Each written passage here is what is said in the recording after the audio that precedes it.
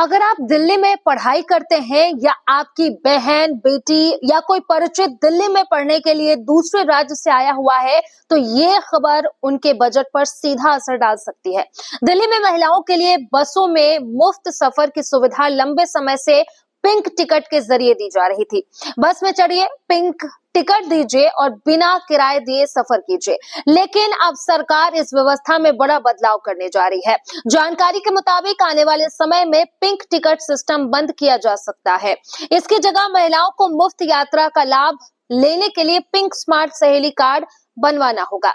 सुनने में तो ये सामान्य बदलाव लगता है, लेकिन असली सवाल ये है कि ये कार्ड किसे मिलेगा। दिल्ली सरकार ने इस कार्ड के लिए दिल्ली के पते वाला आधार कार्ड अनिवार्य बताया है।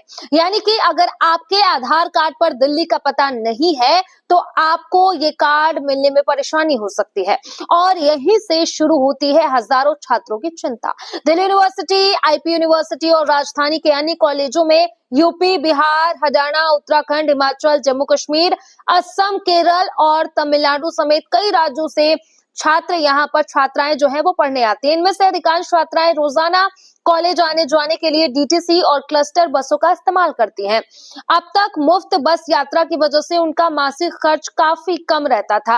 हॉस्टल, पीजी, खाना, किताबें और पढ़ाई के दूसरे खर्चों के बीच बस का किराया बच जाना उनके लिए बड़ी बात थी। लेकिन अगर नया नियम लागू होता है और दिल्ली के पते वाला आधार कार्ड नहीं होने पर मुफ्त यात्रा की सुविधाएं बंद हो जाती हैं, तो इन छात्राओं को हर महीने अपनी जेब से बस का किराया देना होगा। छात्राओं का कहना है कि महीने भर में ये खर्च लगभग 2,500 से 3,000 रुपए तक बढ़ सकता है। यानी कि साल भर में लगभग 30 से 36,000 रुपए अतिरिक्त बोझ। सोचिए, जो छात्राएं पहले सामान्य बजट में पढ़ाई करती थी, उनके लिए ये कितना बड़ा फर्क पैदा कर सकता है। कई परिवार अपने बच्चों को बाहर पढ़ाने के लिए पहले ही आर्थिक दबाव झेल रहे हैं। ऐसे में यात्रा खर्च बढ़ने से पढ़ाई का कुल बजट भी बढ़ जाएगा। हालांकि सरकार का कहना है कि योजना का लाभ सही पात्र लोगों तक पहुंचाने के लिए डिजिटल व्यवस्था लाई जा रही है। लेकिन दूसरी ओर छात्राओं और कई लोगों का सवाल है कि दिल्ली में रहकर पढ़ाई करना छात्राओं को सिर्फ इसलिए मुफ्त यात्रा से क्यों वंचित किया जाए, क्योंकि उनका स्थायी पता किसी दूसरे राज्य का है। अब देखना होगा कि सरकार इस मामले में कोई विशेष व्यवस्था करती है या फिर नहीं, क्योंकि ये फैसला सीधे तौर पर हजारों छात्राओं के दैनिक जीवन और उनकी पढ़ाई के खर्च से जुड़ा हुआ है।